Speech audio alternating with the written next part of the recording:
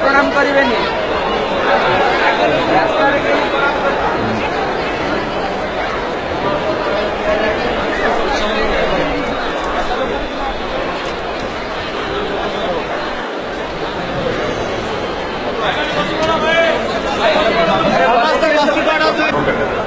सबसे पहले मैं जो बोल रहा हूँ, ये जो सजावट है वो सजावट उनके लिए जरूरी है जिसके भीतर में कुछ माल नहीं है।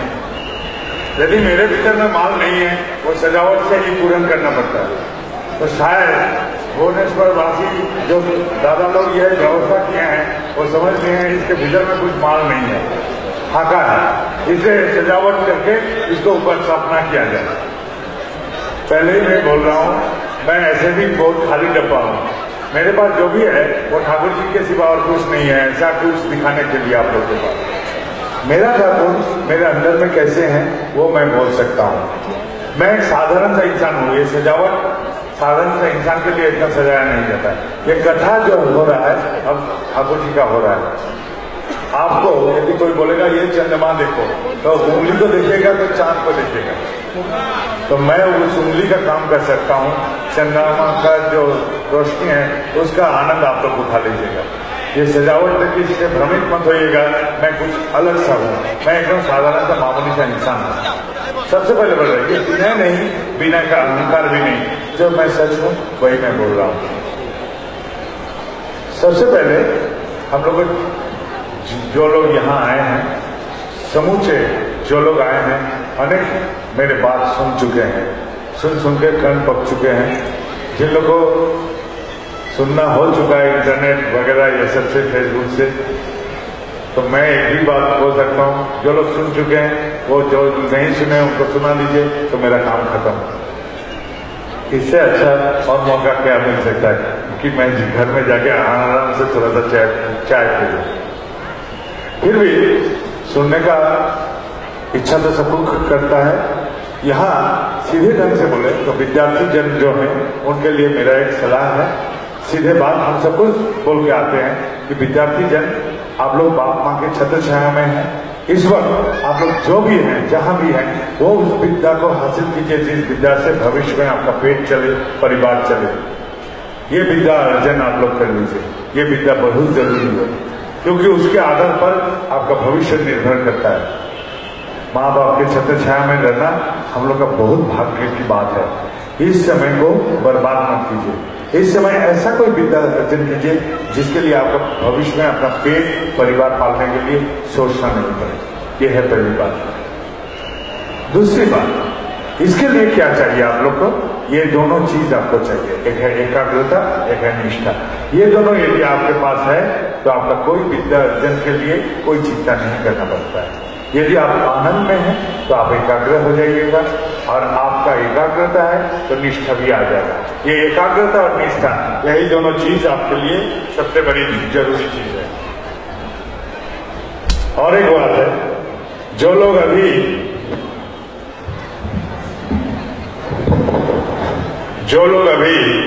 यहाँ विद्या अर्जन के बारे में सोचते हैं, क्या विद्या अर्जन करूं, जिससे आपका आनंद मिलता है वही विद्या को आप लोग हासिल कीजिए। उसके लिए सोचना नहीं पड़ेगा क्या विद्या, आपका मन जिससे आनंदित रहता है। और वो आनंद ऐसा होना चाहिए जो किसी को दुख ना पहुंचाए, किसी को ठेस ना पहुंचाए। आप नृत्य सीख सकते हैं, गाना सीख सकते हैं, आप बजाना सीख सकते हैं, आप खेल कूद सीख सकते हैं, पढ़ाई सीखते हैं, कुछ भी सीखें, लेकिन मन लगा के सीखें। और निष्ठा और एकाग्रता, यही दो चीज आप अपने पास रखिए। जिन लोग का विद्या अर्जन हो चुका है वो लोग काम काज के लिए सोचते हैं कि काम काज क्या करें। तो मैं बोलूं, 2 तल्ला मोहल्ला में उठने के लिए आपको सीढ़ी पर चढ़ के उठना पड़ता है, आप कूद के नहीं उठते हैं।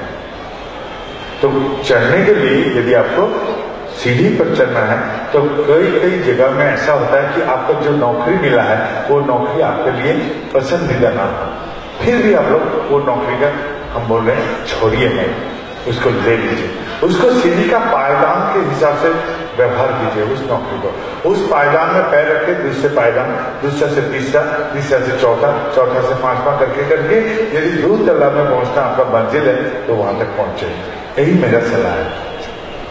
तीसरी बात, जो लोग व्यवसायी हैं, मान लीजिए दूध से छेना बनाते हैं एक कायदा से, प्रक्रिया से, तो जिंदगी से पैसा बनाना एक कायदा या प्रक्रिया है।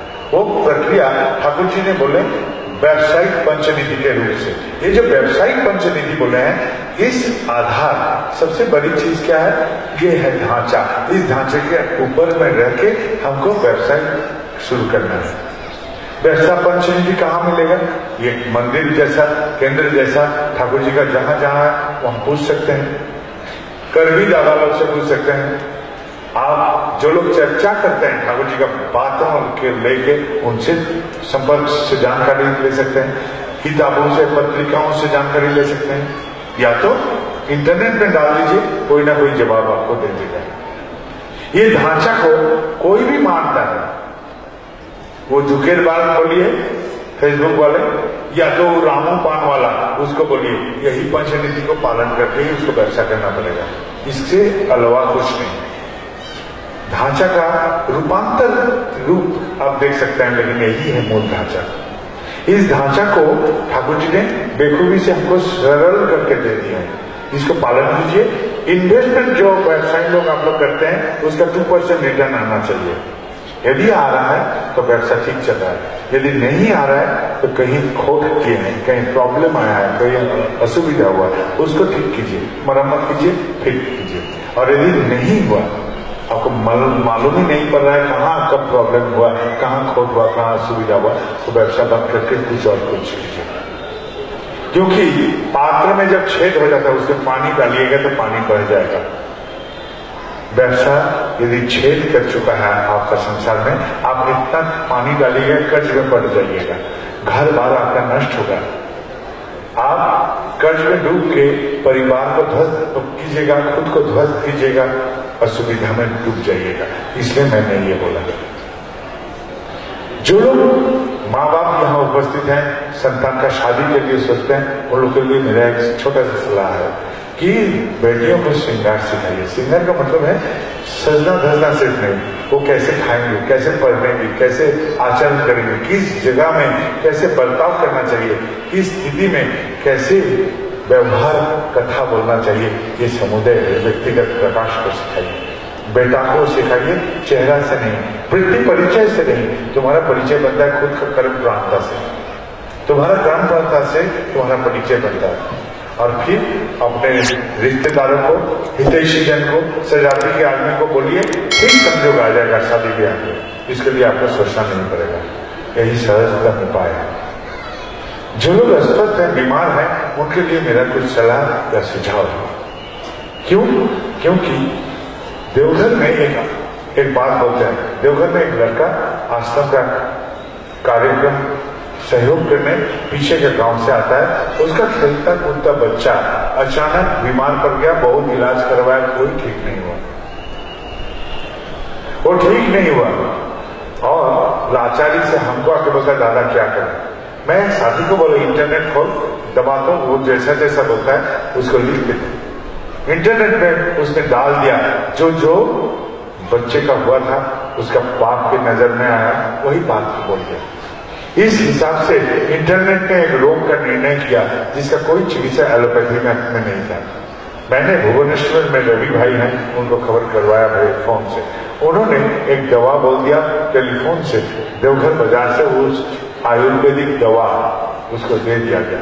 उस आयुर्वेदिक दवा से वो बच्चा फिर से खेलना कूदना शुरू कर दिया। मेरा बोलने का मतलब ये था कि कोई रोग शोक जब कभी घर दबाता है, पहले घबराइए मत, पहले जानिए, खुद जानिए, खुद के बारे में खुद को जानकारी रखना चाहिए कि क्या है। जो लोग बुजुर्ग हैं वो लोग ये सब नहीं कर पाएंगे, लेकिन घर के बच्चे जो हैं वो इसमें शातिर है, माहिर है, वो लोग उनसे खोल देंगे अपना लैपटॉप से, कंप्यूटर से, या तो कहीं से कोई वो लोग व्यवस्था करके आपका वो लोग इंटरनेट खोल के आप लोग को जानकारी दे देंगे, आपका रोग में क्या खाना चाहिए, क्या नहीं करना चाहिए, कैसे विश्राम मिलना चाहिए, कम से कम जानकारी रखें।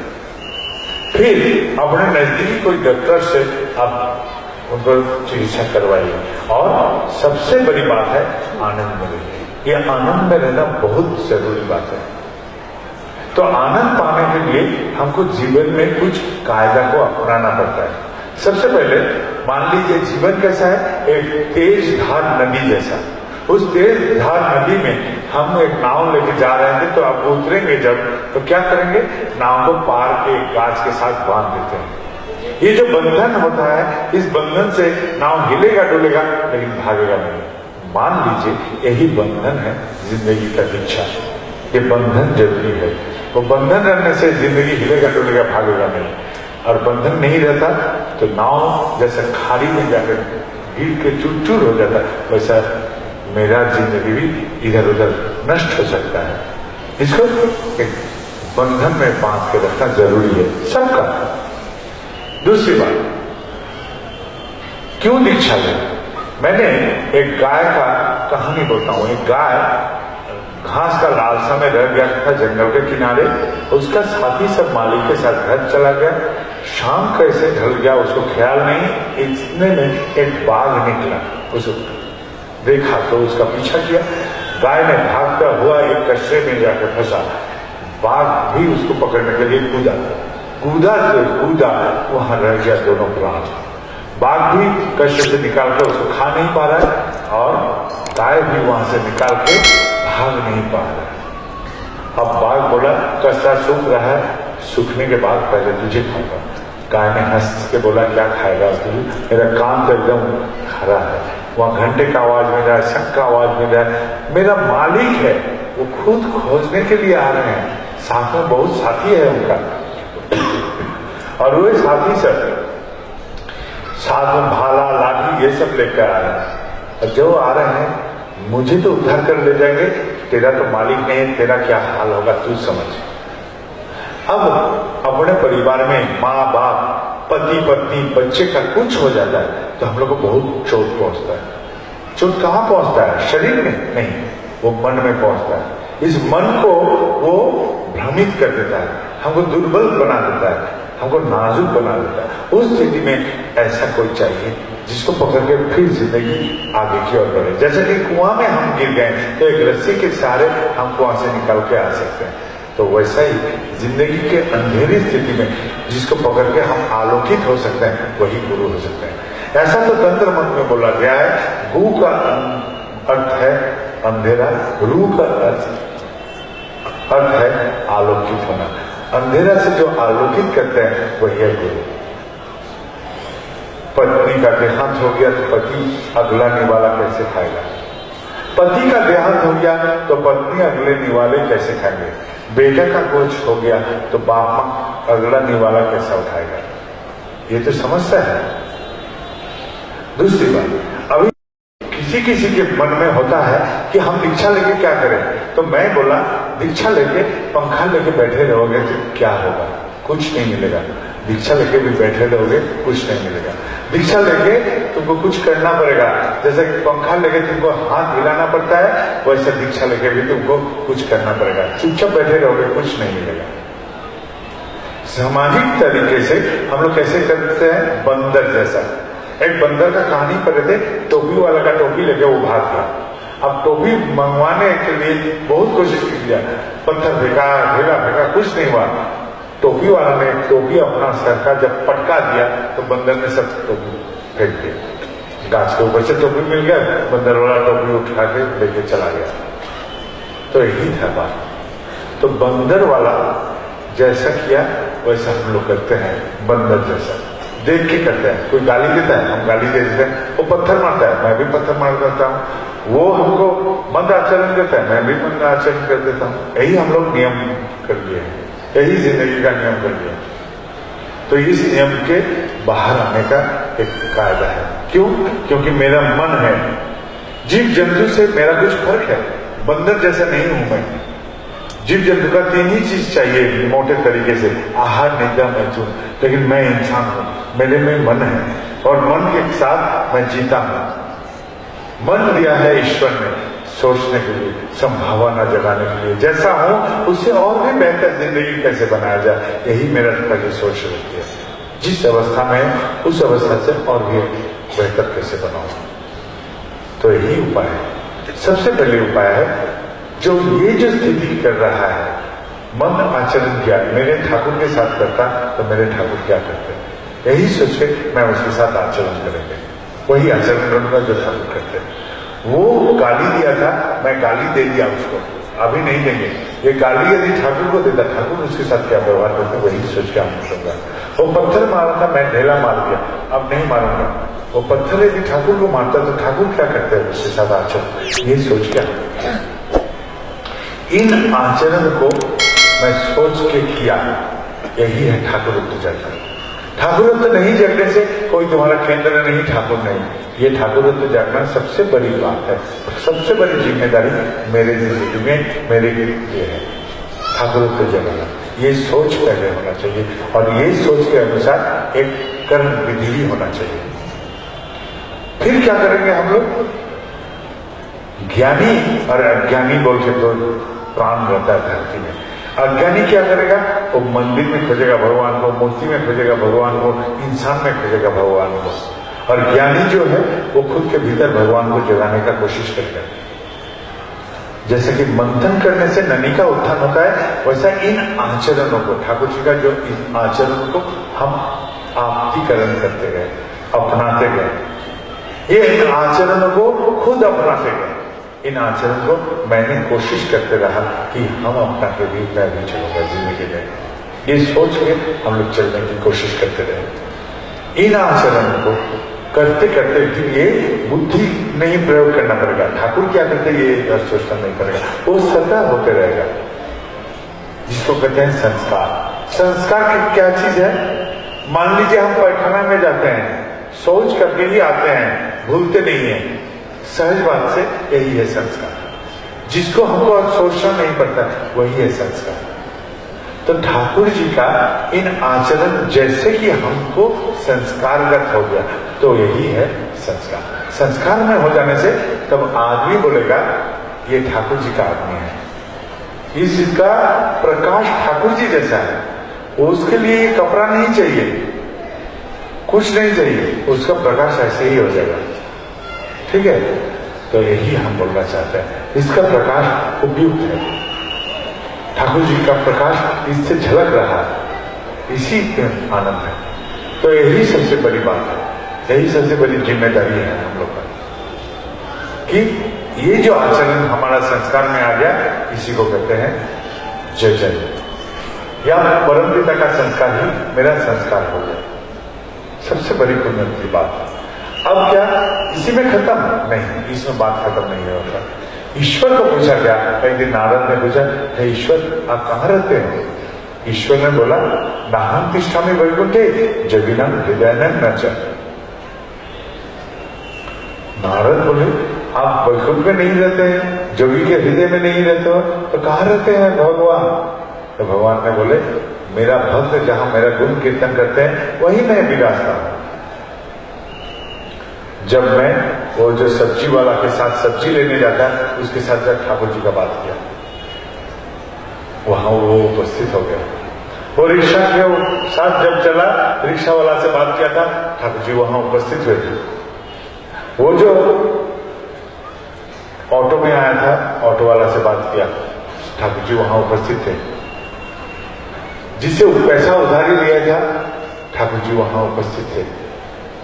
हम जब जाके बोले हम नहीं दे पा रहे हैं, गाली देना है, गाली दीजिए, हम भागेंगे नहीं, हम अभी आएंगे, 1 तारीख को नहीं दे पाएंगे, आज हम आ गए 2 दिन पहले, आपको गाली देना है गाली दीजिए, लेकिन हम ठाकुर जी का जो बात बोलते जाएंगे। ये बोलते जाते हैं।